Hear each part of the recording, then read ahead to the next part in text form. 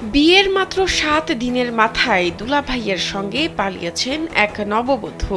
বিয়ে হওয়ার ১ সপ্তাহের মাথায় তার দুলাভাইয়ের সঙ্গে পালিয়ে যায়। শালীর সঙ্গে দুলাভাইয়ের পালিয়ে যাওয়া এখন এলাকার মুখরোচক সংবাদ। দুলাভাইয়ের সাথে না আখলাইছে ওটা আর পারিনি। চাকরি থেকে ছুটি নিয়ে এসে বিয়ের পিঁড়িতে বসেছিলেন বর। ৭ দিনের ছুটি শেষে নতুন বউ রেখে কর্মস্থলে ফিরে যান তিনি। সেই রাতেই নিজের বড় বোনের স্বামীর সঙ্গে পালিয়ে যান নতুন বউ তানিয়া আফরিন। স্বামী কর্মস্থলে পৌঁছাতে না পৌঁছাতেই শালীকে নিয়ে দুলাভাই উধাও হয়ে যায়। বিয়ে হয়ে গেল 13 তারিখে শুক্রবারে রাত্রে। ছেলেটা ঢাকা চলে গেল, মেয়েটা রাত্রে হেরে গেছে। আর কার সাথে গেছে ওটা সঠিক খবর নাই। ওই রাত্রে ওর দুলাভাই সহ হেরে গেছে। স্যান্ডেলিনা সো, রূপচর্চায় আভিজাত্য।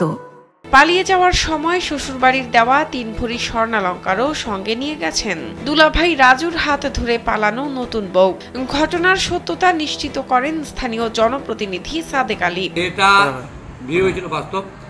বিয়ে হওয়ার পর 2 দিন পরে নাকি উঠাই করতে গেছিল। উঠাই পড়ার পর মেয়েটা ওখান থেকে উদাও। মেয়েটা পরবর্তী শোনা গেল মেয়েটা ওর ভূমিপতির সাথে চলে গেছে। ঠাকুরগাঁওয়ের রানী শঙ্কৈল উপজেলার তানিয়া ও তার বোনের বিয়ে হয় পার্শ্ববর্তী বালিয়াডাঙ্গি উপজেলার 2 গ্রামে। বড় বোনের বিয়ে হয় 7 বছর আগে আর ছোট জনের মাত্র 7 দিন।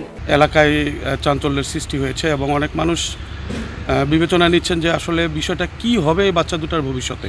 এই বিষয়ে ছেলে সম্পর্কে বেশি কিছু বলতে চান না অভিযুক্ত দুলাভাই রাজুর বাবা মাজহারুল ইসলাম। ওর বাপ আমাকে ফোন কত দিলে আমার মাইদি বেলে হেরা গেয়ে না কি কইয়া না কেলে পালাই ওটা আমাকে হওয়ার মনে। এদিকে ছোট মেয়ের কারণে বড় মেয়ে ও তার সন্তানদের ভবিষ্যৎ নিয়ে চিন্তিত তানিয়ার মা। ইতোমধ্যে থানায় সাধারণ ডায়েরি করা হয়েছে বলে জানান তিনি। তবে সবার আগে নিজের মেয়ের খোঁজ পেতে চান এই হতভম্ব মা। শ্বশুর বাড়ি থাকে নিখোঁজ হয়ে গেছে। আর শ্বশুর বাড়ি হচ্ছে দোষই। তো অনেকদিন আগে বিয়ে হয়েছিল। 2টা বাচ্চা, একটা ছেলে একটা মেয়ে। মেয়েটার বয়স 7 বছর, ছেলেটার বয়স 2 বছর। শাহনাজ পারভিন, কালবেলা।